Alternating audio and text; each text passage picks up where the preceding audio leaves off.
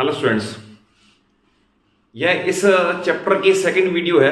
First video में मैंने आपको जितनी इस चैप्टर में टर्म्स यूज होनी है, atom, molecule, ion, polyatomic ion और रेडिकल जिसे बोलते हैं, वो लॉ ऑफ कंजर्वेशन ऑफ मास और सेकंड है लॉ ऑफ कांस्टेंट प्रोपोर्शन।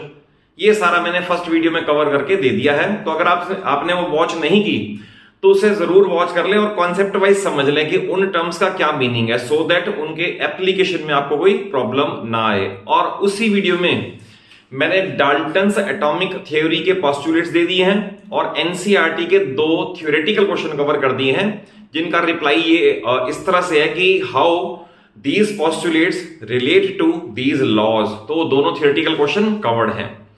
इस वीडियो में मैं और इलस्ट्रेट करने की कोशिश करूंगा कि लॉ ऑफ कंजर्वेशन ऑफ मास है क्या, इसे वेरीफाई कैसे करेंगे, लॉ ऑफ कांस्टेंट प्रोपोर्शन क्या है, और एनसीईआरटी में जो गिवन 2 न्यूमेरिकल्स हैं इसमें वो मैं इस वीडियो में कवर कर देता हूं। देखिए, जस्ट फॉर रिवीजन सेक, अगर ये कहें what is law of conservation of mass, तो सिंपल लैंग्वेज में ये है कि according to law mass can neither be created nor destroyed, however it can be transformed from one form to another। तो that is ये universally true है कि मास ना तो हम क्रिएट कर सकते हैं ना हम डिस्ट्रॉय कर सकते हैं। बट अब इसे केमिस्ट्री में लैब में कैसे वेरीफाई करें, मैं वो यहां बताता हूं। देखिए, आपको एनसीईआरटी में भी और हर बुक में आपको एक एक्टिविटी दे रखी है कि आप एक कॉनिकल फ्लास्क लें। कॉनिकल फ्लास्क में एक सब्सटेंस एक्स, जो भी मैं बताता हूं क्या क्या हो सकते हैं, सब्सटेंस एक्स वाटर में और डिसॉल्व कर लें, उसका एक्वस सॉल्यूशन प्रिपेयर कर लें। एक ये है इग्निशन ट्यूब, इसके अंदर कोई सब्सटेंस वाई, जो क्या क्या हो सकता है वो बताता हूं, उसका भी एक्वस सॉल्यूशन प्रिपेयर कर लें और इस टेस्ट ट्यूब को फ्लास्क के अंदर हैंग कर दें सो दैट ये दोनों लिक्विड्स मिक्स ना हो सके फर्स्ट। देन इस पूरी फ्लास्क को, पूरे सिस्टम को वे कर लो, वेइंग कर लो। इसकी वेइंग आपने की, सपोज इसका वे आया लेटर से 200 ग्राम, लेटर से 200 ग्राम आपने वेइंग स्केल पे यानी स्प्रिंग बैलेंस पे वे कर लेना इसको, और इसका मास आ गया 200 ग्राम। देन आपने क्या करना है इस एक्टिविटी में, उसके बाद आपने इस जो थ्रेड है, थ्रेड को लूज कर देना है, कॉर्क थोड़ा सा हटा के एंड कॉर्क को कवर करके, so that 2 liquids mix together. अब 2 लिक्विड मिक्स होंगे तो इसके अंदर ये पूरी फ्लास्क ये बन जाएगी कर्डी वाइट, जैसे दूधिया सफेद होता है ऐसे बन जाएगी कर्डी वाइट। तो उसके बाद आप इस सिस्टम को फिर वे करें, अगेन यू विल फाइंड कि जो इसका वेट पहले आया था अब भी वही आया है। तो दैट इज इसका मास, क्योंकि जी तो दोनों में सेम है। एक और ध्यान रखना, मैं वेट और मास अभी वर्ड यूज कर रहा हूं, बट ये सेपरेट वीडियो पे वेट और मास में क्या क्या डिफरेंसेस हैं वो मैं दे चुका हूं। तो इस केस में हम ये कहेंगे कि मास दैट इज जी तो दोनों पे सेम काम करेगा। तो मास ना तो क्रिएट हुआ ना डिस्ट्रॉय हुआ, जितना केमिकल रिएक्शन से पहले था उतना ही केमिकल रिएक्शन के बाद आया। अब इसमें इंपॉर्टेंट ये है कि अगर 1 मार्क में ये क्वेश्चन पूछ लें कि what is the importance of this cork, why it is placed, तो ये पता होना चाहिए ये इसलिए प्लेस किया जाता है सो दैट कोई भी सब्सटेंस सिस्टम को छोड़ के ना भाग जाए। What is the meaning of system ना छोड़ जाए, दैट इज हम मान लो कोई रिएक्शन करें और उसमें कुछ गैसियस प्रोडक्ट बना, आपने सपोज ऐसा केस लिया या आपने लेटर से A प्लस B मिक्स किया और बना C प्लस D, कोई बन गया गैसियस प्रोडक्ट। और अगर आपने कॉर्क नहीं लगाया और गैसियस प्रोडक्ट एस्केप हो गया तो आप ये कहोगे कि जितना मास मैं इनका टोटल कर रहा हूं वो एस्केप तो नहीं आ रहा। तो दैट इज इसका पर्पस ये है कि no any substance should be allowed to escape the system. ये कॉर्क इसलिए प्लेस किया हुआ है। But for the time being हमने जो रिएक्शन यहां ली है ना, it is a type of double displacement reaction, जिसकी बहुत डिटेल तो 10th की वीडियोस में कवर होंगी। और इसका लेने का पर्पस ये है कि इस रिएक्शन में 2 एक्वस सॉल्यूशन है, दोनों दिखते हैं जस्ट लाइक वाटर, पानी जैसे नजर आते हैं दोनों। बट जब दोनों मिक्स हो जाएंगे तो कर्डी वाइट प्रेसिपिटेट बन जाएगी। इससे कंफर्मेशन हो जाएगी yes chemical reaction have taken place. तभी आपने कहा कि रिएक्शन से पहले और रिएक्शन के बाद दोनों मास सेम रहेंगे, इसलिए ये लिया जाएगा। देखिए इसमें one pair of X and Y can be, अभी नेक्स्ट वीडियो में मैं, अब ये सेकंड वीडियो, थर्ड वीडियो में इनके मैं फार्मूले बनाने सिखा दूंगा, और वो बड़ा इंपॉर्टेंट है। रीजन बीइंग 10th में आते ही आपको केमिकल रिएक्शंस का चैप्टर पढ़ना है, फिर कोई टीचर यूजुअली ये आपको दोबारा 9th का बेसिक बता के नहीं चलते कि फार्मूले कैसे बनने हैं। दे directly use the word of reactants and products, और फार्मूले अपने आप ही बनाने पड़ेंगे और सीखने पड़ेंगे। तो देखिए इसमें यह है सोडियम क्लोराइड, यानी खाने का नमक, यानी कि टेबल सॉल्ट। ये मैंने लिखा है AQ, AQ stand for aqueous. Aqueous का मीनिंग होगा सॉल्यूशन इन वाटर। तो आपने एक आइदर इन एक्स और इन वाई NaCl वाटर में डिसॉल्व कर दिया। यह है सिल्वर नाइट्रेट एक्वस, यानी ये भी एक पाउडर है जो कि आपको लैब में मिल जाता है। आपने इसका भी वाटर में सॉल्यूशन प्रिपेयर कर लिया, तो एक X है एक Y है, बट अभी तक दोनों मिक्स नहीं है। जब आप इन्हें मिक्स कर दोगे तो सिल्वर को तो क्लोराइड मिल जाएगा और सोडियम को नाइट्रेट मिल जाएगा। तो सोडियम नाइट्रेट ये रहा जो कि रहेगा एक्वस में, बट AgCl ये मैंने लगा दिया एरो डाउन। तो एरो डाउन का मतलब है इनसॉल्युबल प्रोडक्ट, यानी ये घुलेगा नहीं, पूरी फ्लास्क के अंदर सस्पेंडेड रहेगा, और ये व्हाइट प्रेसिपिटेट शो करेंगे कि रिएक्शन हो चुकी है। और आप ये टोटल करोगे, जितना मास सिस्टम का पहले था उतना ही मास सिस्टम का बाद में है, and hence law is verified. आप एक पेयर ये भी चूज कर सकते हो। अगर सपोज आप ले लें बेरियम क्लोराइड, इसका भी फार्मूला अभी आपको सिखा देंगे नेक्स्ट वीडियो में। बेरियम होता है Ba+2, क्लोराइड है Cl-1। तो फार्मूले में ये क्रिस क्रॉस करके ये इधर आएगा और ये इधर आएगा, तो फार्मूला बनना चाहिए BaCl2, इस तरह से एक्वस। और ये सोडियम सल्फेट, इसका भी वैसे फार्मूला बना हुआ है। आप इन दोनों के एक्वस सॉल्यूशन एक्स और वाई को अगर आप ऐसे ही मिक्स करोगे, again white precipitate of barium sulphate will be form, यानी आपकी कंफर्मेशन हो जाएगी yes chemical reaction has taken place. तो उसके बाद आप वे करोगे तो अगेन यू विल फाइंड जितना मास रिएक्टेंट का टोटल था उतना ही प्रोडक्ट का टोटल है, hence we say law is verified. But इसमें कोई रिएक्शन ऐसे नहीं ले सकते कि zinc plus HCl give zinc chloride plus hydrogen gas. Reason being जब तक आप सारे रिएक्टेंट और प्रोडक्ट को कैप्चर करके नहीं रखते तब तक आप वेरीफाई नहीं कर सकते। तो अगर गैसियस प्रोडक्ट एस्केप हो गया तो आप ये कहोगे कि लॉ ट्रू नहीं है, जो कि गलत बात है कि लॉ तो हमेशा ही ट्रू है, दैट इज रिएक्टेंट और प्रोडक्ट का मास सेम होगा। ये हो गया। नेक्स्ट है लॉ ऑफ कांस्टेंट प्रोपोर्शन। तो इसको भी लैंग्वेज में, हालांकि पिछली वीडियो में मैंने बता दिया था, फिर बता दूं कि in every pure chemical substance elements are present in fixed ratio by mass. अभी आपको मैं नेक्स्ट वीडियो में atomic mass, atomic number, mass number, ये सारे मैं क्लियर करूंगा, but for the time being illustrate करने के लिए हम ये कह सकते हैं कि वाटर का कोई सा भी सोर्स हो, तो अगर इनके मासेस का रेशियो देखोगे तो ये लिखा जाएगा 2:16। सिंपलेस्ट होल नंबर रेशियो में 1:8 आएगा। तो we can say as per law whatever be the source of water, कहीं से भी लें प्योर वाटर, उसके अंदर हाइड्रोजन और ऑक्सीजन बाय मास 1:8 में प्रेजेंट होंगे, ये गारंटेड है। लाइकवाइज एक और एग्जांपल दे सकते हो, ये NH3 ये अमोनिया गैस है, नाइट्रोजन का है 14 और हाइड्रोजन का हो गया 3, तो दैट इज 14:3।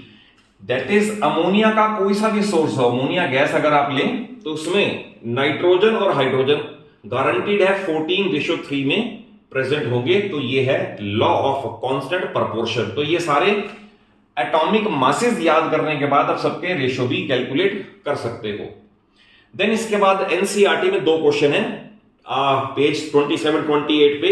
मैं आप सिर्फ लैंग्वेज में पढ़ के आपको इसका मीनिंग समझा देता हूं। क्वेश्चन में ये है, in a reaction 5.3 gram of sodium carbonate, सिर्फ रिएक्टेंट मान लो ये है A, तो मैं अभी नाम नहीं लिख रहा, ये दे रखा है 5.3 ग्राम। उसके बाद दे रखा है reacts with 6 gram of ethanoic acid, 6 gram of मान लो B, तो 6 ग्राम ऑफ ये हो गया 6 gram. They react together to produce, फिर आगे आपको दे रखा है 2.2 ग्राम ऑफ कार्बन डाइऑक्साइड, मान लो कोई C है, ये है 2.2 ग्राम। देन आपको दे रखा है 0.9 ग्राम ऑफ वाटर, मान लो कोई D है जिसे मैंने वाटर कहा, ये इसने कहा है 0.9 ग्राम, ये वाला। और एक सब्सटेंस लेटर से और दे दिया। अभी आपको फॉर द टाइमिंग 9th में इस रिएक्शन में जाने की नीड नहीं है, ना इनके फार्मूले लर्न करने की नीड है, ये सब 10th में आ ही जाएगा। और लास्ट पे दे रखा है 8.2 ग्राम, तो ये आ गया इसका 8.2 ग्राम।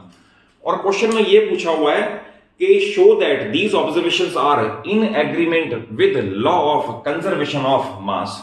तो आपने करना क्या है इसके अंदर, आपने इसके अंदर टोटल ऑफ रिएक्टेंट करना है। जैसे ये है टोटल मास ऑफ रिएक्टेंट्स, याद रखना जो एरो के इधर है दे आर कॉल्ड रिएक्टेंट्स। इनका टोटल किया 11.3 ग्राम आ गया। फिर करना है टोटल मास ऑफ प्रोडक्ट्स, इनका टोटल करना है, ये भी 11.3 ग्राम आ रहा होगा। तो we can say yes these observations are in agreement with law of conservation of mass. तो ऐसे बहुत सारे न्यूमेरिकल्स आ सकते हैं। कुछ ऐसा भी न्यूमेरिकल आ सकता है कि रिएक्शन में आपको दे देंगे A plus B give C plus D। Later से आपको दे देंगे इसका है 8.1 ग्राम, इसका है 7.2 ग्राम और इसका अननोन है, और इसका है लेटर से 10.5 ग्राम। तो आपको बताओ C का कितना मास क्रिएट होगा। तो you can create numerous examples. आपने करना क्या है, इसका total is equal to x plus ये, और लीनियर इक्वेशन बना के आप x फाइंड कर लोगे। क्यों? क्योंकि law of conservation of mass always holds true. तो that is total mass of reactant must be equal to total mass of products. Second question NCERT का, ये है hydrogen and oxygen combine in 1:8। मैंने यहां भी लिख दिया है। इसमें यह पूछा हुआ है कि what mass of oxygen will be required to neutralize 3 gram of hydrogen gas. तो देखिए बड़ा क्लियर है, अगर ये 1 है तो क्वेश्चन में कहा इसे अगर 3 ग्राम कर दें, तो अगर इसे आपने 3 गुना कर दिया ना, तो इसे भी 3 गुना दैट इज 24 ग्राम ही करना पड़ेगा, तभी रिएक्शन कंप्लीट होगी। तो दैट इज रेशो सेम रहेगा। वी विल राइट कि as per law of constant proportion ratio must be same because it is made 3 times, therefore hydrogen will be used 3 times, that is 24 gram of hydrogen oxygen is required. But इसमें कभी कभी question ये पूछ लेते हैं कि अगर suppose ये 3 ग्राम ले लिया और ये लेटर से 30 ग्राम ले लिया, सपोज ये पूछ लिया कि ये तो ले लिया 3 ग्राम और ये ले लिया 30 ग्राम हाइड्रोजन ऑक्सीजन का बता रहा हूं, तो क्वेश्चन आपसे ये पूछ सकते हैं what will be the observation and why. तो इसका आंसर भी बहुत इंपॉर्टेंट है। आप लिखोगे 3 ग्राम तो 24 ग्राम से रिएक्ट कर रहा है। 3 gram of hydrogen is reacting with 24 gram of oxygen. तो व्हाट अबाउट 6 ग्राम, तो इसका फिर आंसर ये लिखा जाएगा 6 gram of oxygen will remain unreacted, यानी रिएक्शन होगी ही नहीं, अनरिएक्टेड पड़ा रहेगा। क्यों? क्योंकि रिएक्ट करने का रेशियो तो सेम होगा, वो हमेशा फिक्स रहेगा, वो बदल नहीं सकता। देखिए नेक्स्ट पार्ट को समझने से पहले 4th चैप्टर का थोड़ा सा बेसिक आपको बताना जरूरी है, so that you may be able to connect it. देखिए मैंने बना दिया है, ये है अगला चैप्टर आपका स्ट्रक्चर ऑफ एटम। तो दैट इज किसी भी मैटर का जो सबसे छोटा पार्ट है वो एटम है, और एटम की इस तरह का कंपोजिशन है कि एक सेंट्रली लोकेटेड पार्ट है जिसे बोलेंगे न्यूक्लियस। न्यूक्लियस के अंदर 2 पार्टिकल्स हैं, 2 तरह के particles, protons positively charge, neutrons without any charge, और इलेक्ट्रॉन्स जो कि नेगेटिवली चार्ज हैं, वो इसके बाहर डिफरेंट एनर्जी शेल्स में रोटेट करते हैं, चक्कर लगाते हैं। तो ये एटम का स्ट्रक्चर है जिसकी बहुत डिटेल आपको सारा गोल्डस्टीन एक्सपेरिमेंट क्या है, थॉमसन एक्सपेरिमेंट क्या है, रदरफोर्ड एक्सपेरिमेंट क्या है, ये नेक्स्ट वीडियोस में नेक्स्ट चैप्टर में आएंगे। बट अभी आपको मैंने बता दिया कि क्योंकि इन्हें समझने के लिए ये जरूरी है। तो एटम की कंपोजिशन में मैंने बता दिया nucleus, inside proton and neutron, outside electron. अब देखिए इसके अंदर क्या क्या कवर करना है। पहला अगर ये पूछें, जैसे एनसीईआरटी में क्वेश्चन भी है, what is meant by atomic mass unit, इसे यू से डिनोट करें, called unified atomic mass unit, या एटॉमिक मास यूनिट एएमयू से डिनोट करें, एक ही बात है। तो अगर एग्जाम में ये एनसीईआरटी क्वेश्चन आ जाए what is meant by atomic mass unit, तो आप ये लिखोगे atomic mass unit is exactly 1/12 of C12 atom. क्योंकि C12 का हमने 12 यूनिट माना हुआ है, तो उसका एग्जैक्टली 1/12, तो उसे बोला जाएगा 1U। रीजन बीइंग C12 का 12 है, तो 12 का 1/12 इज कॉल्ड 1 यूनिट, तो इसे डिफाइन किया है 1 यूनिफाइड एटॉमिक मास यूनिट को। अब ये Z से डिनोट होता है एटॉमिक नंबर, बहुत इंपॉर्टेंट डेफिनेशन है, through out 9th through out 10th काम आएगी। तो एटॉमिक नंबर की डेफिनेशन है number of protons present inside the nucleus of an atom is called atomic number.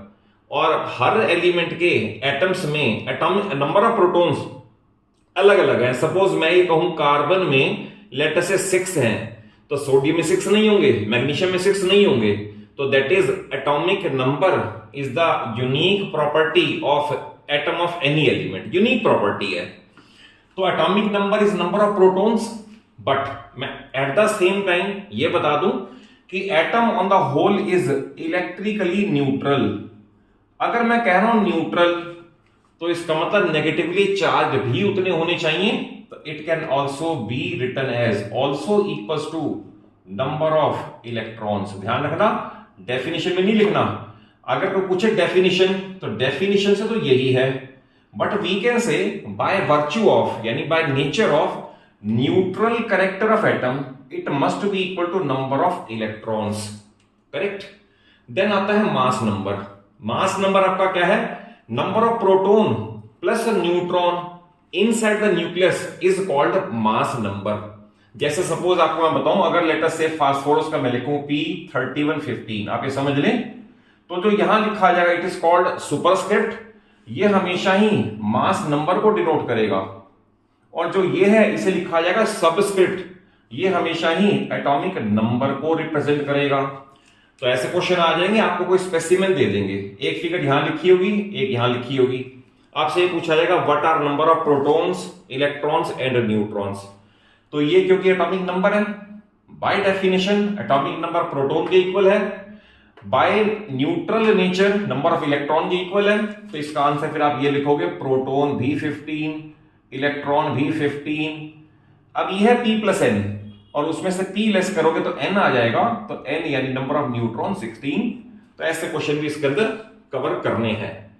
Then atomic mass, तो अगर डेफिनेशन पूछिएगा एटॉमिक मास, तो mass of an atom as compare to C12 taken as 12 units, यानी carbon के standard atom को 12 unit मान लें, तो उसके कंपैरिजन में कौन सा हल्का है कौन सा भारी है, तो वो एटॉमिक मास है, that is mass as compare to C12 taken as 12 units.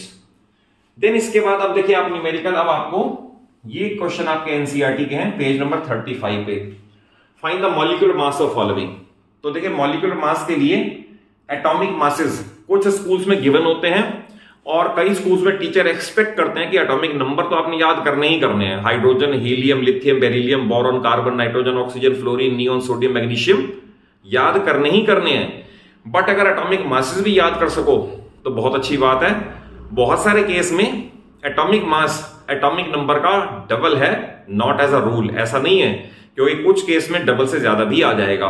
But जैसे आप कार्बन का लें, कार्बन का एटॉमिक नंबर 6 है, तो इसका एटॉमिक मास 12 है, डबल है। लाइकवाइज ऑक्सीजन का लें, ऑक्सीजन का एटॉमिक नंबर 8 है, तो एटॉमिक मास 16 है, तो कुछ का डबल है कुछ का नहीं है, बट अगर गिवन है तो बहुत ही अच्छी बात है। अब ये एनसीईआरटी क्वेश्चन है पेज 35 का, तो आपने क्या करना है, इस एलिमेंट के कितने एटम्स लगे हुए हैं इनटू कितना उसका एटॉमिक मास है, दैट्स ऑल। जैसे कार्बन का 1 लगा हुआ है और कार्बन का 12 है, लाइक दिस, प्लस ऑक्सीजन के 2 लगे हुए हैं एंड 16 है, दिस, तो 32 प्लस 12 आंसर आ गया 44U। तो दैट्स ऑल, आपने मॉलिक्यूलर मास निकालना है, मैंने आपको बता दिया, शुद्ध हिंदी में समझा दिया, कितने एटम्स लगे हुए हैं, कितना उसका मास है, करते जाओ, प्लस करते जाओ, सारा हो जाएगा। नेक्स्ट ये C2H6 है, इसका भी अगर नाम याद कर सको तो बहुत अच्छी बात है, नहीं तो 10th में सारा आएगा। इसे बोलते हैं इथेन गैस। इथेन गैस में कार्बन के 2 एटम लगे हुए हैं, इंटू 12 है, प्लस हाइड्रोजन के 6 लगे हुए हैं, इंटू 1 है, तो ये बनेगा 24 plus 6 30U is the answer. एक और एग्जांपल में ले लिए, बाकी आप अपने आप ट्राई भी कर सकते हो। ये है CH3OH, इसका भी नाम याद कर सको तो बहुत अच्छी बात है। ये है मिथेनॉल, मिथेनॉल जिसकी डिटेल स्टडी तो आपको 10th में मिल जाएगी मेथेनॉल की। तो मेथेनॉल का ये फार्मूला है CH3OH, बट अगर इसका मॉलिक्यूलर मास पूछे ना तो इसको कंडेंस लिख लो। कंडेंस यानी सारे हाइड्रोजन सारे ऑक्सीजन इकट्ठे कर लो। जैसे मैंने इसे लिख लिया CH4O, फार्मूला ये नहीं है, फार्मूला तो यही है, but for the purpose of calculation of molecular mass आप इसे कंडेंस कर दो। अब कार्बन का 1 लगा हुआ है इंटू 12 वो लिखा हुआ है हमारे पास, प्लस हाइड्रोजन के 4 लगे हुए हैं इंटू 1 ये हो गया, प्लस ऑक्सीजन का 1 है इंटू 16, तो लाइकवाइज ये बनेगा 12 प्लस 4 प्लस 16 प्लस 16 तो 32 U is the answer of molecular mass. तो आई हैव ट्राइड कि आपको जो भी चीज मैंने कंटेंट दिया इसके अंदर वो कंटेंट आपको डीपली समझ आए, इसे आप थॉरली वॉच करें। कोई भी एकेडमिक वीडियो हो, नॉट ओनली माइन, कोई भी एकेडमिक वीडियो हो इसे पूरा वॉच किया करो, नोट्स प्रिपेयर किया करो, और नोट्स प्रिपेयर करने के बाद खुद जरूर लिख के देखा करो, तभी आपकी सही प्रैक्टिस हो पाएगी। और अगर कॉन्सेप्चुअली अच्छा लगा हो, समझ आया हो, तो वीडियो को जरूर एक अच्छा सा लाइक दे दो। अपने सभी फ्रेंड्स को, सभी क्लासमेट्स को वीडियो जरूर शेयर करो, और चैनल सलूजा क्लासेस को इसलिए सब्सक्राइब कर लो क्योंकि कम से कम टाइम में ज्यादा से ज्यादा नॉलेज देना ये मेरा मेन टारगेट है, and knowledge in my videos is guaranteed. और चैनल को जरूर सब्सक्राइब कर लें, and thank you for watching the video.